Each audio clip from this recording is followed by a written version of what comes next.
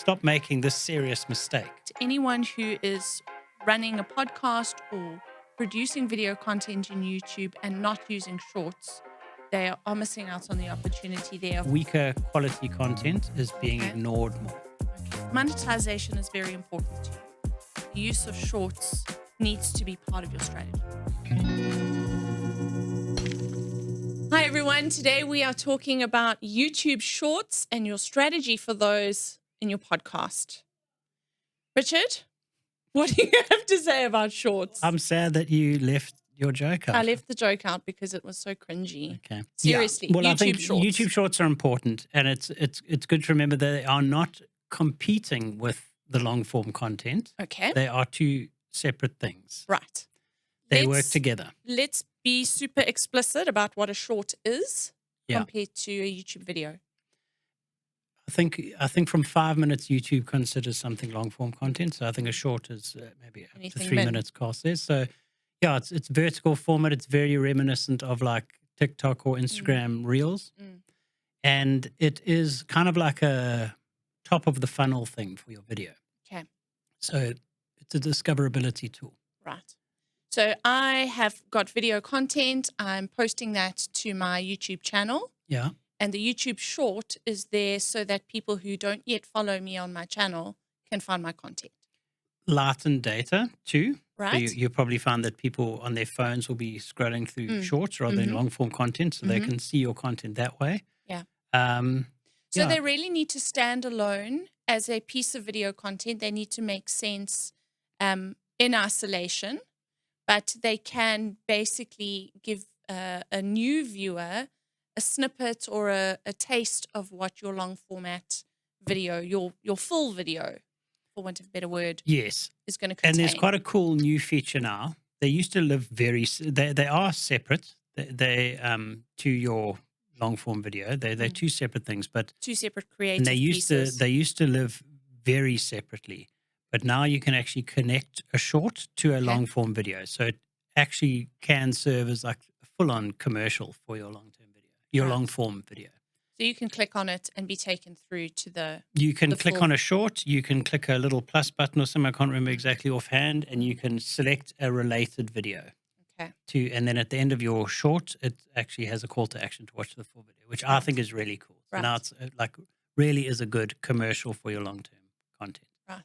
I think at the end of the day, we are concerning ourselves here with content that is of a video form. Yeah. So if you have a podcast that has a video element, so it's not an audio only format podcast, this is a way for you to be found by new audiences. And I think that in the Spotify space or the Apple Podcast space, this has been something that creators have been struggling with for a long time, is how do they get more people to find their podcast? Yeah. So that's exactly what Eric was saying in a previous video. Yeah. In the early days, discoverability was super, super hard.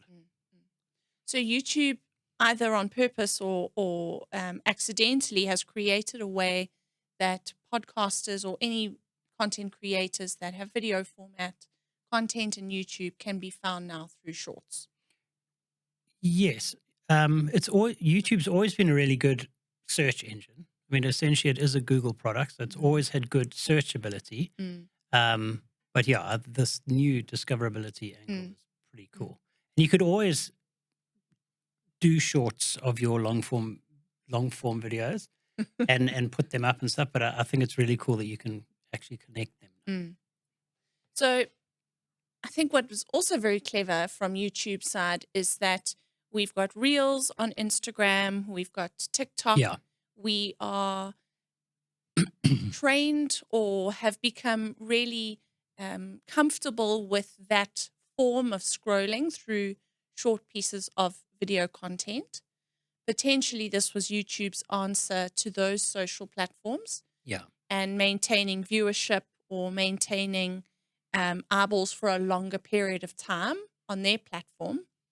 But I think that anyone who is running a podcast or producing video content in YouTube and not using shorts, they are missing out on the opportunity there of without having to go and create a whole separate set of content, because you can really just cut down from your long form video.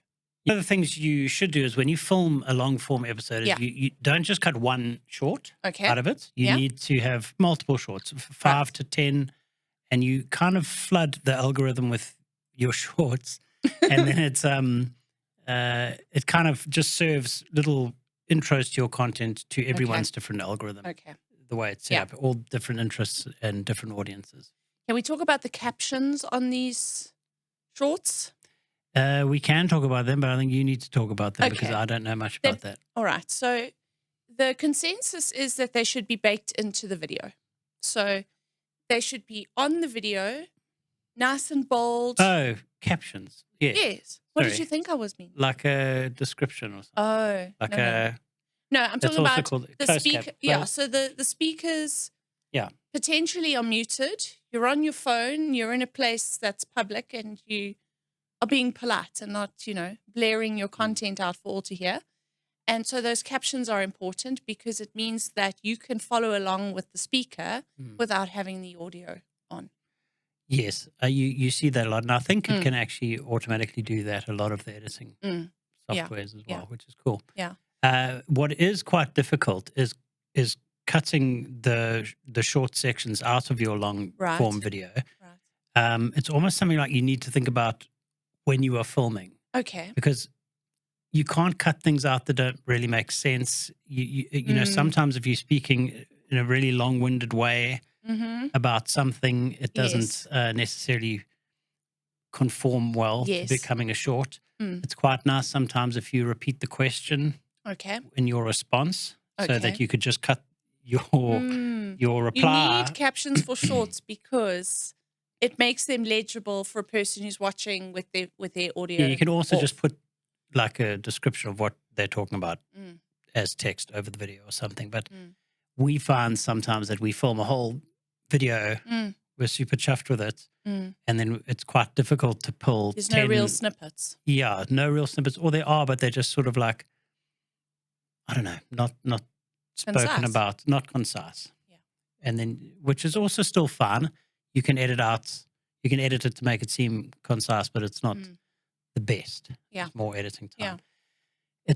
There's editing time involved, and you can also use AI. VO is a pretty good tool. VO is one. There's actually that's the only one, but I think a lot of editing softwares will have it. It's good. Like it does a lot of work really quickly. Yeah. But I still even find Check with the AI ones, you've got to check it, and Yeah. sometimes they'll just clip something out that's like not really.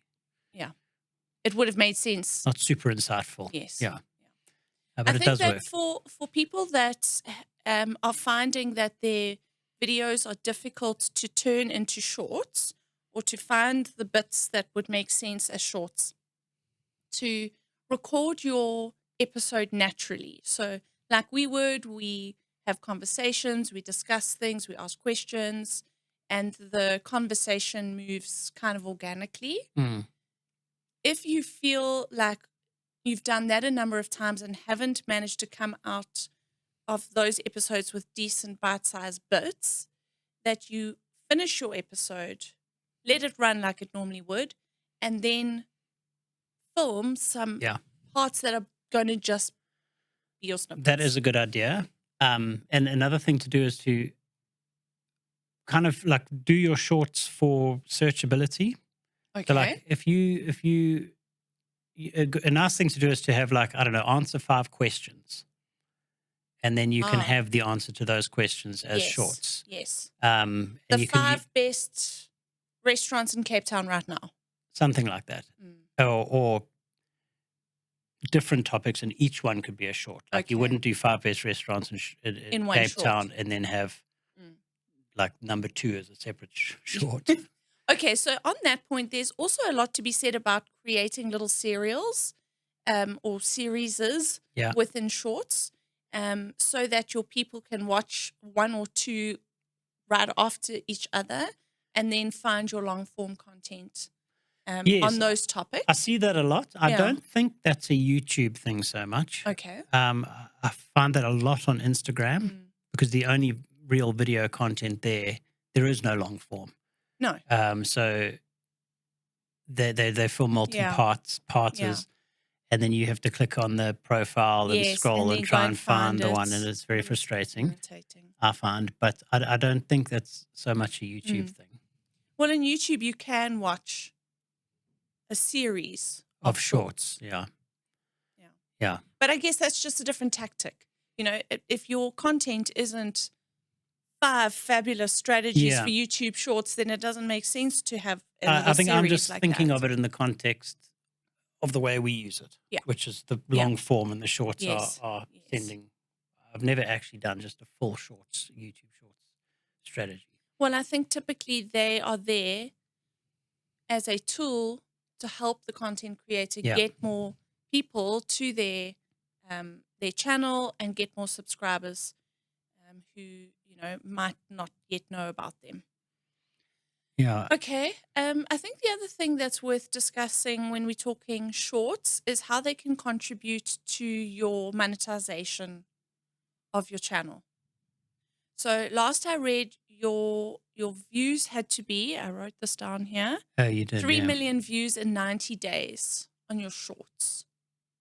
That will get you to the first tier of monetization. You also have to have a minimum number of subscribers already on your channel, which is 500. Okay. Which is not, in my mind, it's not a really high bar.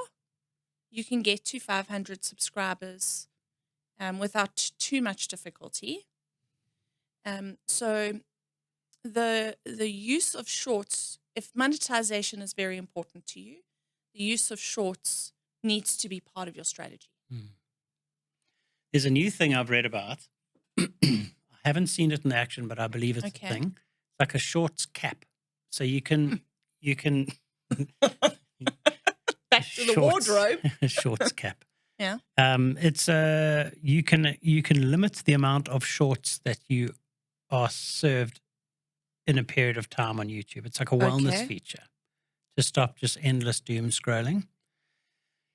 What it kind of means is that when people have that feature on, it's going to limit the type of content you see, Right. because it wants to show you the most relevant stuff. So garbage shorts with no point.